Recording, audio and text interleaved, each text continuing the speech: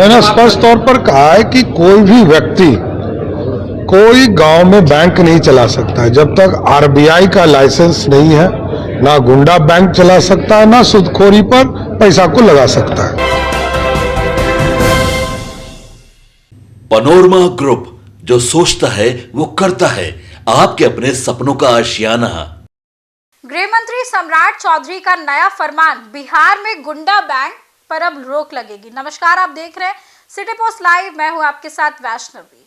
बता दें कि डिप्टी सीएम और गृह मंत्री सम्राट चौधरी ने नया फरमान जारी कर दिया है। उन्होंने साफ तौर पर कहा है कि बिहार में अब गुंडा बैंकों पर लगाम लगने वाली है। वही गुंडा बैंक जो सूद पर रुपया देने का काम करते हैं और लोगों को परेशान करते हैं, क्योंकि सरकार ऐसे अवैध सूदखोरों के खिलाफ कड़ी कार्रवाई करने के लिए योजना बना रही है। आपको बता दें कि उप मुख्यमंत्री सम्राट चौधरी ने नया फरमान जारी किया। उन्होंने साफ तौर पर कड़े शब्दों में कह दिया है कि बिहार में अवैध रूप से सूद पर रुपया देने वाले गुंडा बैंक की अब खैर नहीं है। राज्य सरकार ने इन पर पूरी तरीके से प्रतिबंध लगाने का फैसला किया है। उप मुख्यमंत्री सह गृह मंत्री सम्राट चौधरी ने कड़े दिशा निर्देश भी जारी किए हैं। उन्होंने ये भी कहा है कि बिहार में अब केवल भारतीय रिजर्व बैंक द्वारा अधिकृत बैंक ही चलेंगे। सूदखोरों के गुंडा बैंक की अब कोई भी जगह नहीं है। साफ तौर पर राज्य के कुछ असामाजिक तत्वों द्वारा आम लोगों को बहुत अधिक ब्याजों पर कर्ज दिया जाता है। कई बार लोगों के जमीन गिरवी रखे जाते हैं, उन्हें मजबूर कर दिया जाता है। आम जनता में ये गुंडा बैंक के रूप में प्रचलित है। क्या है गुंडा बैंक और क्यों बढ़ रही है समस्या, ये हम आपको बताते हैं।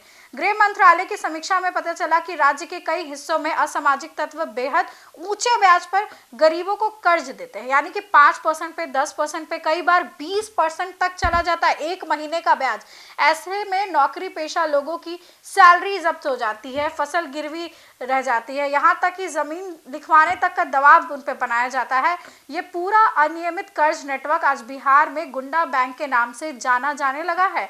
शायद आपने भी एक दो बार सुना होगा या आपके साथ भी ऐसी घटना हुई होगी। सम्राट चौधरी ने कहा है कि इस अवैध व्यवस्था को बंद करना सरकार की शीर्ष प्राथमिकता है, यानी प्रायोरिटी है। गुंडा बैंक चलाने वाले सभी लोग के खिलाफ सख्त कानूनी कार्रवाई भी की जाएगी। गृह मंत्री सम्राट चौधरी ने राज्य में कानून व्यवस्था को और मजबूत करने के लिए पुलिस अधिकारियों को अन्य कई सारे दिशा निर्देश दे रखे हैं। उन्होंने सभी जिलों के पुलिस अधीक्षकों को एक दिन के अंतराल पर थाने का अनिवार्य निरीक्षण करने और जनता से जनसंवाद स्थापित करने का निर्देश दिया है। जघन्य मामलों की बात करें तो जघन्य मामलों के लिए स्पीडी ट्रायल सुनिश्चित करने का टास्क भी दिया गया, ताकि दोषियों को जल्द से जल्द सजा मिल सके, टले नहीं उनकी सजा। राज्य की सुरक्षा व्यवस्था को आधुनिक भी बनाया जा रहा है। अब इसके लिए बड़े पैमाने पर आर्टिफिशियल इंटेलिजेंस का इस्तेमाल किया जाएगा। एआई आधारित 10,000 कैमरे लगाए जाएंगे। ये कैमरे बताते हैं कहाँ कहाँ लगेंगे। रेलवे स्टेशन पर लगेंगे, शहरों में चौक चौराहे पर, शहरी इलाकों के साथ साथ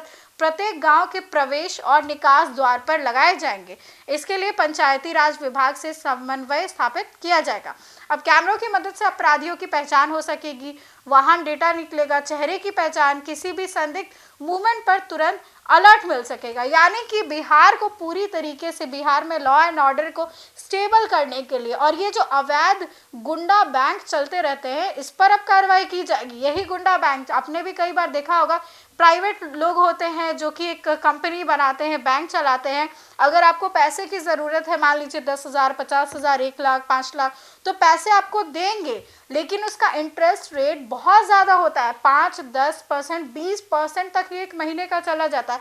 अब आदमी ब्याज चुकाए या फिर मूलधन वापस करे, यही नहीं समझ में आता। अगर आप ब्याज नहीं चुका पाते, उसके बाद तो प्रेशर बनाया जाता है, आपकी सैलरी जब्त हो जाती है, आपसे ज़मीन लिखवाने को कह दिया जाएगा और दबाव होगा आपको पैसे नहीं चुकाने पर, ईएमआई नहीं देने पर। हर तरीके से अभद्र व्यवहार, कई बार धमकी मिलेगी, कई बार गाली गलौज की जाएगी। इन सब चीज़ों पे नियंत्रण लाने के लिए गृह मंत्री सम्राट चौधरी अब पूरी तरीके से एक्शन मोड में है। उनका साफ कहना है कि ये जो गुंडा बैंक चलते रहता है ना, वो अब चलने वाला नहीं है और इस तरीके का अगर कोई भी इंफॉर्मेशन मिलता है तो सख्त से सख्त कार्रवाई उस पर की जाएगी। फिलहाल इस खबर में बस इतना ही।